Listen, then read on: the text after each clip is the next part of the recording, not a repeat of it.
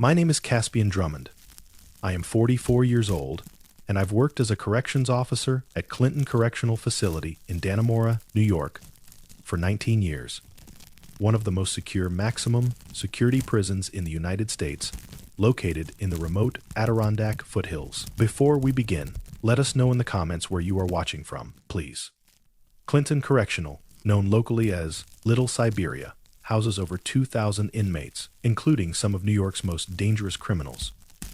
The facility was built in 1845 and sits on 170 acres surrounded by dense forest and mountains. I worked the overnight shift, midnight to 8 a.m., supervising cell blocks and monitoring security systems during the hours when the prison is supposed to be at its quietest.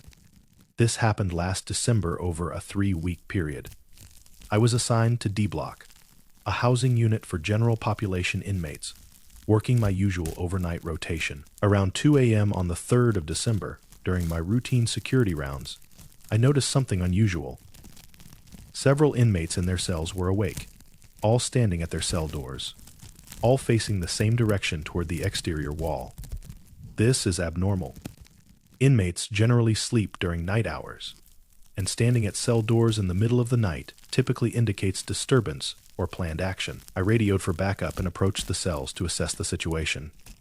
When I asked what they were doing, multiple inmates said the same thing. They heard something outside voices, they said. People talking in the woods beyond the prison walls. This seemed unlikely. The prison perimeter is monitored by cameras, motion sensors, and regular patrols. Unauthorized people don't get close to the facility. I reported the inmates' claims to my supervisor. He reviewed security camera footage and perimeter sensor logs. Nothing. No alerts, no motion detected, no evidence of anyone near the facility. He instructed me to log it as inmate disturbance and continue rounds. But the following night, same time around 2 a.m., it happened again. Different inmates this time, different cells, but same behavior, awake, at their doors, all facing the exterior wall, all claiming they heard voices outside. Over the next week, this pattern repeated nightly, always between 1 and 3 a.m., always multiple inmates reporting voices from the forest. Our security team conducted extensive reviews, cameras, sensors, physical perimeter checks. Never any evidence of actual intrusion. Then on the 12th of December, something changed the nature of the situation. I was conducting rounds around 2:30 a.m. when I heard it myself. Voices coming from outside the facility, from the forest beyond the walls. Not loud, but distinct enough to be audible through the thick prison walls and security windows. I immediately radioed the control room, reporting possible perimeter breach. The watch commander activated full security protocols, lockdown procedures, perimeter teams deployed, exterior lights activated. I could hear other officers on the radio confirming they also heard the voices. The perimeter teams searched the forest around the facility for over 2 hours. They found nothing. No people, no vehicles, no footprints, no evidence anyone had been in those woods. But multiple officers, myself included, had heard voices clearly coming from that direction. The administration took this seriously. Clinton Correctional has a history of escape attempts, including a famous 2015 escape, and any perimeter security concern triggers maximum response. They brought in state police with tracking dogs, thermal imaging equipment, and additional personnel. 3 full days of intensive search around the facility perimeter. They found something, but it wasn't what anyone expected. In the forest about 200 yards from the prison walls, they found trees with markings. Deep scratches on trunks, high up, maybe 9 or 10 feet above ground. The marks were fresh, made within recent weeks based on sap and wood condition. The pattern of marks suggested something very tall had created them, reaching up the trunks. The official report classified this as wildlife activity, possibly bears marking territory, though the height and pattern of marks didn't match typical bear sign. The voices were attributed to acoustic anomalies, sound carrying unusually from the nearby town or from prison operations. But I've worked Clinton Correctional for 19 years. I know what normal sounds like, what echoes from town sound like, what prison acoustics are, what I heard, what other officers heard, And what inmates heard wasn't any of those things. Those were voices, human sounding but not quite right, coming from the forest at night. And the inmates had a different interpretation. Several told me privately that the voices weren't people from town. They said the voices were speaking in a language they didn't recognize, with sounds that didn't match human speech patterns. Some inmates, particularly those from indigenous backgrounds, said they knew what was in those woods, that there are things in the Adirondack forests that watch human settlements, including prisons, and sometimes make themselves heard. I talked to other correctional officers who work overnight shifts at Clinton and at other prisons in remote areas of New York. Several admitted they'd experienced unusual things during night shifts, sounds from outside that don't match normal wildlife. The sense of being observed from beyond the perimeter, inmates reacting to things officers can't immediately explain. One officer, who'd worked at Great Meadow Correctional in Washington County, told me about similar incidents in the 1990s. Inmates reporting voices from the woods, officers hearing unusual sounds, security teams finding tree markings that didn't match known wildlife. Nothing was ever explained satisfactorily. The Haudenosaunee peoples, whose ancestral territories include the Adirondacks where Clinton Correctional was built, have knowledge about beings that inhabit remote forests. According to their teachings, these beings are aware of human activities and structures, including places where many people are held, and they sometimes make their presence known through sounds and signs, perhaps out of curiosity about why humans confine other humans in these large stone buildings. I continue working overnight shifts at Clinton Correctional because it is stable employment and I have 19 years invested. But I am more attentive now during the night hours, particularly between 1 and 3 a.m. When inmates all react to the same stimulus I can't immediately identify. When I hear voices from the forest that security systems don't detect, I document it carefully, and I don't dismiss it as imagination or acoustic anomaly. Clinton Correctional sits in one of the most remote and forested areas of New York, surrounded by thousands of acres of Adirondack wilderness, despite being a maximum security prison. Perfect location for something in those forests to observe this unusual human structure. And based on what I experienced, what other officers heard, and what multiple inmates reported over weeks, something does watch the prison from the surrounding forest. Something that uses sounds that mimic human voices.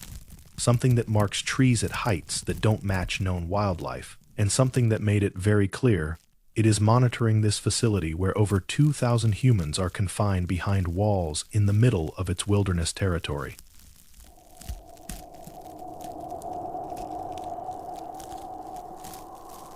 My name is Lysander Fitzpatrick. I am 36 years old, and I've worked for Lake Champlain Transportation Company for 13 years, currently serving as a deckhand on the overnight ferry runs between Port Kent, New York, and Burlington, Vermont, crossing one of the deepest sections of Lake Champlain. This happened last October during the overnight freight service that runs between midnight and 6 a.m. Lake Champlain ferries operate 24 hours, with night runs primarily carrying commercial trucks and cargo between New York and Vermont. The crossing takes about an hour through open water that reaches depths over 400 feet in this section. I was working the 27th of October overnight shift on MV Adirondack, a freight ferry that can carry up to 15 large trucks. We'd left Port Kent around 2 a.m. with 8 commercial vehicles, heading east across the lake toward Burlington. Standard run. Routine operation. Calm water conditions. Around 2:30 a.m. About halfway across the lake, one of the truck drivers came to the crew deck looking for me. He was unsettled, said he'd seen something in the water alongside the ferry. I went with him to the vehicle deck, where several other drivers had gathered at the starboard rail, all looking at the water. They were right to be concerned. There was something in the water pacing the ferry. In the moonlight and with our deck lights, I could see a disturbance in the water, maybe 30 yards off our starboard side. Not a wake from our vessel, not a fish, but something large moving just below the surface, keeping perfect pace with our speed at about 12 knots. I've worked these ferries for 13 years, crossing Lake Champlain thousands of times. I've seen plenty of lake sturgeon, which can reach 6 or 7 feet. What was pacing our ferry was far larger than any sturgeon. The water disturbance suggested something at least 15 or 20 feet long, possibly bigger. I radioed the captain, reporting unusual water activity off our starboard side. The captain came to the bridge wing to observe. As we watched, the disturbance continued pacing us, maintaining perfect distance and speed. Then it dove, the water showing a deep dive pattern, and disappeared. We completed the crossing without further incident, arriving at Burlington around 3:15 a.m. The captain filed a report describing unusual water activity, possibly large fish or debris, encountered mid-crossing. The truck drivers who'd witnessed it talked among themselves, but didn't make official statements. The next night, the 28th of October, I was on the same overnight run. Different truck drivers, different cargo, but same route and approximate timing. Around 2:30 a.m., again about mid-lake, it happened again. Same location, same behavior, something large in the water, pacing the ferry on the starboard side, moving with the vessel for several minutes before diving deep. This time, more people witnessed it. The entire crew on deck, plus several truck drivers. The captain reduced speed to see if the object would pass us or change behavior. It didn't. It slowed with us, maintaining position. When we resumed normal speed, it accelerated to match. The captain contacted the Coast Guard station at Burlington, reporting unusual water activity that might be a navigation hazard. The Coast Guard conducted patrols of that section of the lake, but found nothing unusual. Over the next week, it happened 6 more times, always on the overnight runs, always in the same general location mid-lake. Always the same behavior. Something large pacing the ferry before diving. Different crew members, different truck drivers, all witnessing the same phenomenon. The company became concerned about potential impacts on operations. If drivers started refusing to use the overnight service due to safety concerns about unexplained lake activity, it would affect revenue. They brought in a marine biologist to review reports and provide explanation. The biologist's assessment was that we were probably seeing large lake sturgeon or possibly multiple sturgeon schooling together. Lake Champlain has a healthy sturgeon population, and they can reach impressive sizes. The behavior we described, pacing boats, surface, swimming at night, matched some sturgeon patterns. But I've seen lake sturgeon many times in 13 years of ferry work. What was pacing our vessel was far larger than any sturgeon, and the persistence of the behavior over multiple nights in the same location suggested something more than random fish activity. Then, on the 3rd of November, something happened that made several crew members request transfer to daytime runs. We were on our usual overnight crossing, around 2:30 a.m. in the same mid-lake location. The water activity started as before, something large pacing our starboard side. But this time, it surfaced briefly. Not fully, but enough that we could see a shape, dark, massive, showing above the water for just a few seconds before submerging. The shape didn't match any fish. It appeared to have a head, a neck-like section, a body that was elongated. Multiple crew members saw this, including our captain, who has over 20 years Lake Champlain ferry experience. He immediately documented it with written logs and photographs, though the photos in moonlight and darkness didn't show clear details. The company's response was measured. They acknowledged the sightings, confirmed that multiple credible witnesses, including experienced maritime professionals, had observed unusual water activity. But they concluded that definitively identifying the object wasn't possible with available evidence. Operations continued normally, but I talked to other Lake Champlain ferry workers, people with decades of experience on these waters. Several admitted privately they'd seen unusual things during overnight runs, particularly in the deeper sections of the lake. Large objects in the water that don't match known species, behavior that suggests awareness of vessels rather than random fish activity. One captain told me about an experience in the early 2000s.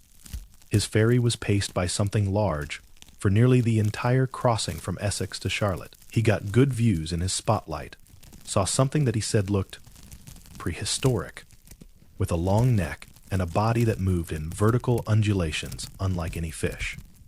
He reported it but was told he'd probably seen multiple sturgeon, creating an unusual visual effect. The indigenous peoples who lived around Lake Champlain for thousands of years before European contact, including the Iroquois and Abenaki nations, have traditional knowledge about a creature in the deep parts of the lake.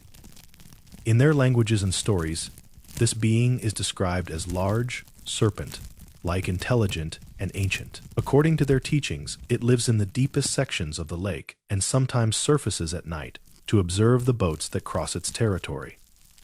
I continue working Lake Champlain ferries because it is good employment and I enjoy maritime work. But I am more attentive now during overnight runs, particularly when crossing the deep sections mid-lake, when something in the water paces our vessel with obvious awareness and purpose, when it surfaces showing a form that doesn't match any documented species.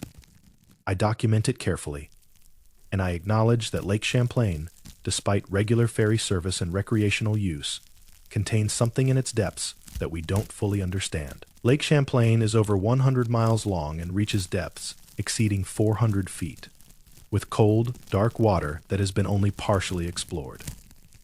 Perfect habitat for something that prefers deep water and darkness. And based on what I witnessed along with other crew members and passengers, something does inhabit those depths, something large enough to pace a 300-foot ferry at 12 knots, something that surfaces with a form unlike any known lake species, and something that demonstrates through repeated encounters that it is monitoring the vessels that cross above its deep water territory during the quiet hours of the night.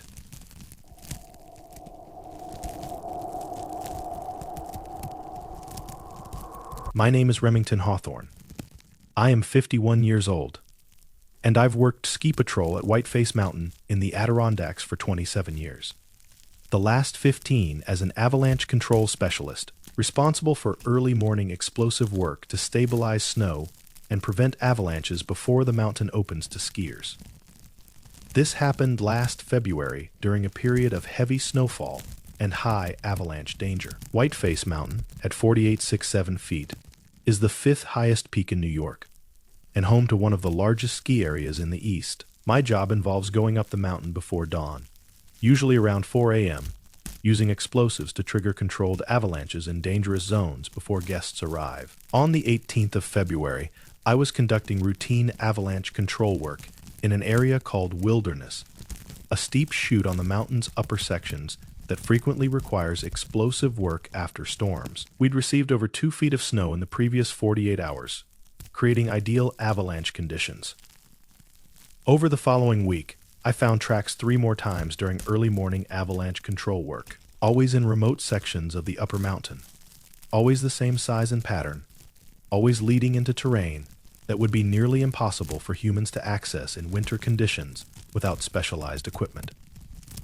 On the 24th of February, something happened that made me seriously consider requesting reassignment from avalanche control work. I was working a zone called Cloudspin, the highest maintained trail on Whiteface, starting my control work around 4:30 a.m. in complete darkness, with only my headlamp.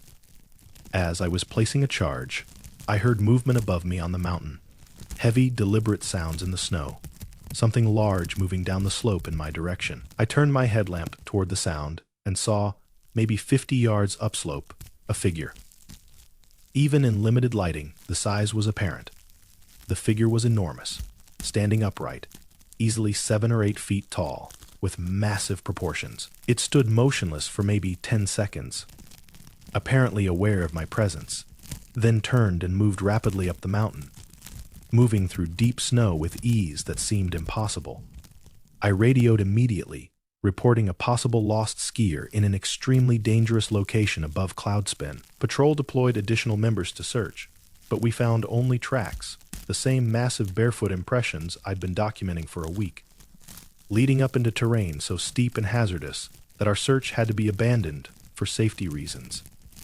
The ski area administration took this seriously. Someone, or something, accessing the mountain before operations, entering closed terrain, and moving through avalanche danger zones represented a significant safety and liability concern.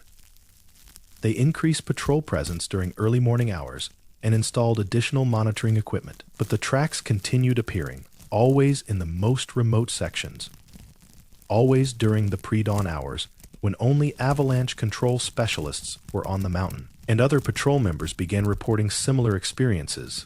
Sounds of movement in the darkness, the sense of being observed while working alone in remote zones, brief sightings of something large moving through areas that should be completely empty. I talked to ski patrollers from other northeastern mountains, people with decades of experience in similar avalanche control and high-altitude patrol work. Several admitted they'd had unexplained experiences during early morning work in the most remote terrain, tracks that don't match known wildlife, the sense of sharing the mountain with something they couldn't identify, brief sightings of figures that are too large to be human. One patroller from a Vermont resort told me about finding similar tracks repeatedly over multiple seasons. His mountain eventually stopped discussing them officially, classifying them as unusual wildlife activity, despite no wildlife biologist being able to identify any species that matched the evidence. The Haudenosaunee peoples, whose ancestral connections to the Adirondacks include the mountains we now use for skiing, have traditional knowledge about beings that inhabit the highest peaks. According to their teachings, these beings are adapted to the mountain environment, including winter conditions. They're aware of human activities on the mountains, and they sometimes observe the early morning work that ski patrols conduct before the crowds arrive. I continue working avalanche control at Whiteface because it is specialized work I am trained for, and I believe in mountain safety. But I am more cautious now during pre-dawn operations in the most remote zones. When I find tracks that show something climbs to extreme elevations in winter conditions that challenge even experienced mountaineers, when I see figures in the darkness that are impossibly large and move through deep snow with inhuman ease, I document it thoroughly, and I work with heightened awareness that I am not alone on the mountain during those early morning hours. Whiteface Mountain contains thousands of acres of steep, remote terrain, much of it inaccessible to casual visitors, and empty during the night hours when avalanche control specialists work alone in darkness. Perfect conditions for encounters with something that inhabits the high peaks. And based on what I documented with photographs and witnessed directly, something does live in the upper elevations of Whiteface. Something that leaves tracks showing it accesses the most challenging terrain with ease. Something large enough to stand 7 or 8 feet tall, and something that made it very clear through its presence in avalanche zones during pre-dawn hours that it is monitoring the mountain and the humans who conduct dangerous work in the darkness before skiers arrive.